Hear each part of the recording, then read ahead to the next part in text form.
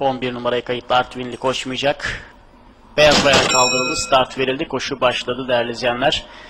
Evet, şu koş starting box'a oturdu. Henüz yarışa başlamadı. Müşterek bahis harici şu koş isimli kısrak. İlk metreler geçilirken 10 numaralı Arzavan, 7 numaralı Prenses Özden, 3 numaralı Teoman Bey ve aralarda 1 numaralı Batur mücadelesine Mia Boy ile katılmaya çalışıyor. 10 numaralı Arzavan liderliği aldı değerli izleyenler. 1000 metre start yerine doğru gidilirken bir boy gerisinde 3 numaralı Teoman Bey ikinciliğe girdi. Bariyer dibinde 7 numaralı Prenses Özden. Yanlarında 1 numaralı Batur var. Dış kulvardan önlere doğru 9 numaralı Mia Boy gelmeye çalışıyor. Havk Atak önlerde yine. Teoman Bey de mücadeleye katılmaya çalışıyor değerli izleyenler. Son 800 geçildi. 600'e doğru gidiliyor. 10 numaralı Arzavan önde. Bir boy gerisinde 3 numaralı Teoman Bey. Onun dışında 9 numaralı Mia Boy geldi. Daha sonra bariyer dibinde Prenses Özden. Onun dışında Batur. Daha sonra oğlum Orhan mücadeleye katılmaya çalışıyor. 8 numaralı Solare en geride.